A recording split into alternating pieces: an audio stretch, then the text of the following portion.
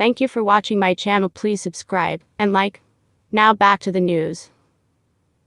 US man traveled more than 1,100 kilometers to his ex-wife's home and fatally shot her before turning the gun on himself after she opened up about her divorce on social media, according to police reports.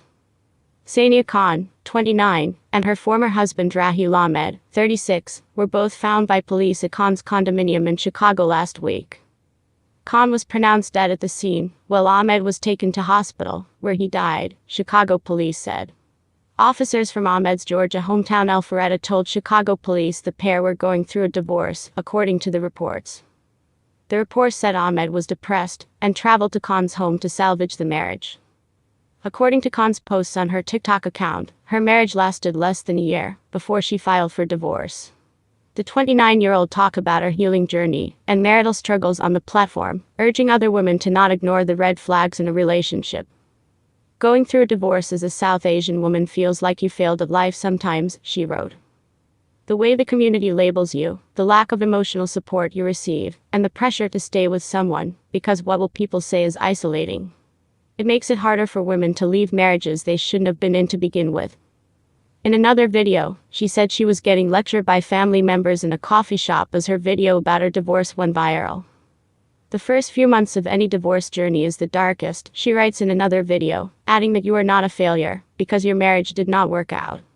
Police arrived at Khan's condo about 4:30 p.m. last Monday after police in Alpharetta requested a well-being check on the 36-year-old.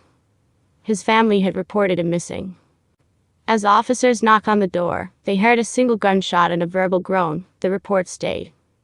Once inside, they found Khan unresponsive near the door with a gunshot wound to the back of the head and dried blood on her face, a source said.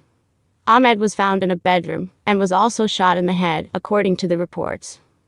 He was holding a 9mm Glock handgun, and a suicide note was found nearby, the report stated.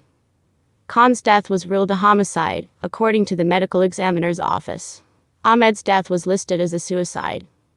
According to her website, Khan was a professional photographer and had moved to Chicago in June. I used to love travel, so much that I was a flight attendant, she wrote.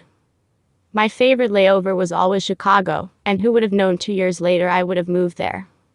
Her work was dedicated to capturing life's most precious moments, she wrote, and her website includes shots of weddings and happy couples.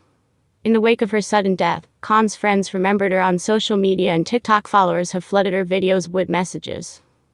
High school friend Grant said she was planning to move back home to start planning her next move in her career, and said her tragic death still doesn't feel real. She could make a friend out of anyone, and would always be there for them during their moments, Grant told the Chicago Sun-Times. You would be hard-pressed to find anyone who would say something bad about Sania, because just knowing Sania added so much light to your life.